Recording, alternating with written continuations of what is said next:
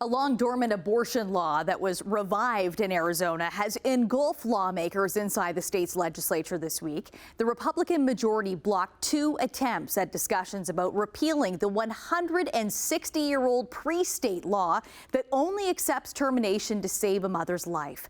The move sent Democrats into a frenzy and sparked much reaction and debate across the United States. Jason Guidola joins us in studio now with the latest. Hey, Jason. Hey, Nicole. Also chiming in was U.S. President Joe Biden and his likely opponent in the next election, Donald Trump. However, in unpredictable fashion, Trump agreed with Biden on the matter, believing Arizona did not make the right move.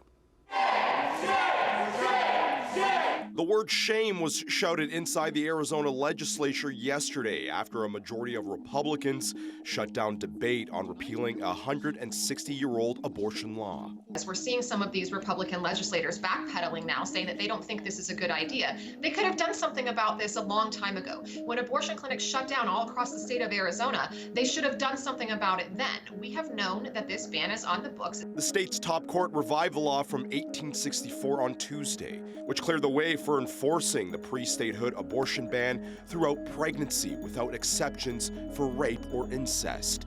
The ban also carries a prison sentence between 2 to 5 years for those who provide abortions. Women's lives are at risk, and it angers me. It makes me very sad for our patients who will not be able to access abortion. The move is sparking concern over the future of clinics in the state and outrage across political lines. As long as I am Attorney General of the state of Arizona, no woman or doctor will be prosecuted under this draconian law. The GOP in Arizona say they don't want to rush discussions, citing that abortion policy is a complex one. And this is a disaster for women in Arizona. Arizona women deserve the right to make their own decision about abortion, and now they can't because of Donald Trump. So let's be clear about that.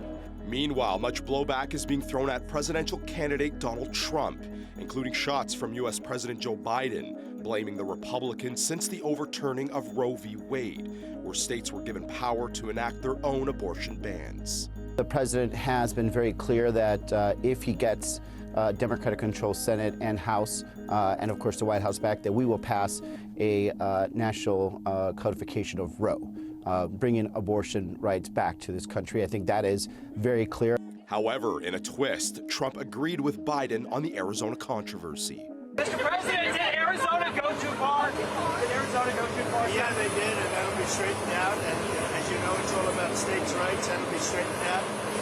And I'm sure that the governor and everybody else are going to bring it back into reason, and that will be taken care of, I think, very quickly. A proposed ballot initiative in Arizona may ask voters in November whether to enshrine abortion protections in the state constitution.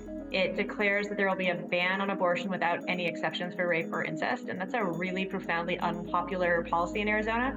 I actually polled a random sample of Arizona voters just a couple weeks ago, and only 7% of Arizonans support that kind of a policy.